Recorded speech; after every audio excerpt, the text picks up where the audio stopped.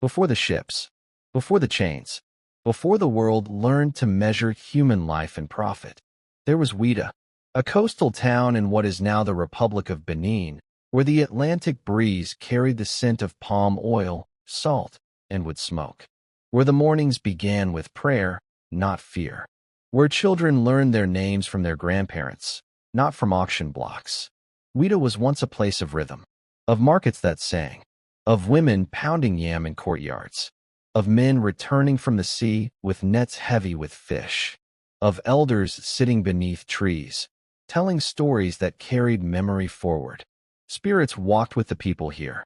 Vodun was not superstition. It was a living relationship between the seen and unseen. Every river had a name. Every forest had a presence. Every child was born into a world that already knew them. Identity was not a question. It was a belonging. And in this land, time moved gently, until it did not. By the late 1600s, the world had begun to reach toward Africa not with curiosity, but with hunger. European ships arrived first with cloth, alcohol, guns, and mirrors. They came not only from Portugal, but later from France, England, and the Netherlands.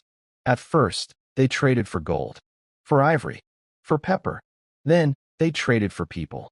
By 1727, the Kingdom of Dahomey conquered Ouidah and transformed it into one of the most active slave ports on the West African coast. From this small town, more than 1 million Africans would be shipped into the unknown over the next century. Human beings became units of exchange. A man for a musket, a woman for cloth, a child for rum. African intermediaries were involved too. Local rulers, merchants, warriors. The system was not simple. It was layered with fear, power, survival, and betrayal. The market changed. Where yams once sat, chains arrived.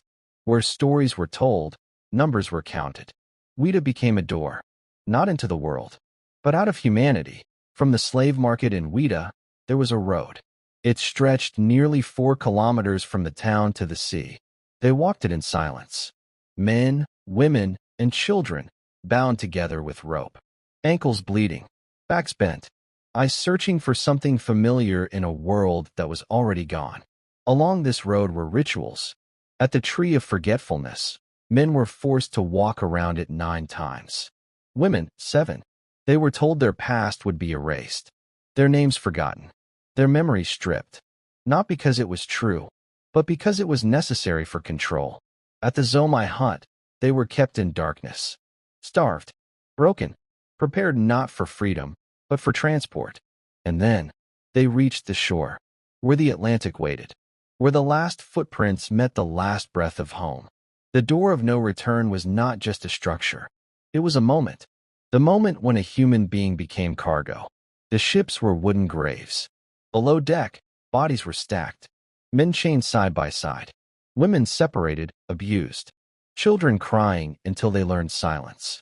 The middle passage lasted weeks, sometimes months.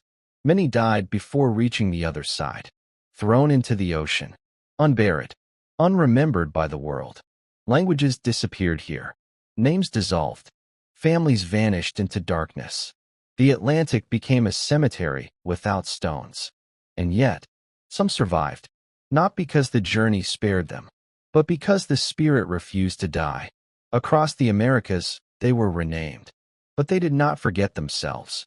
In Brazil, in Haiti, in the Caribbean, in the United States, they rebuilt identity with broken tools. Drums became prayers. Songs became history. Dance became survival. Vodun became voodoo. Yoruba became Santeria. Rhythm became resistance. Even in chains, they carried Africa in their breath. The world tried to erase them, but memory traveled. Today, Ouidah is quiet. Tourists walk the road now. Pilgrims cry where ancestors once bled. At the door of no return, the ocean still moves. It has not apologized, but it remembers. Every year, descendants return, not to reopen wounds, but to name them. This is not just history. This is inheritance. History does not disappear when we stop talking about it. It only waits in silence. The door of no return is not behind us. It is within us. In every question of identity, in every ache for belonging, in every search for home. But memory is power, and remembrance is return. They walked out of Africa in chains, but Africa never walked out of them. And as long as we remember, the road still speaks, and the door never truly closes. Like, subscribe, and turn on the notification. Thank you.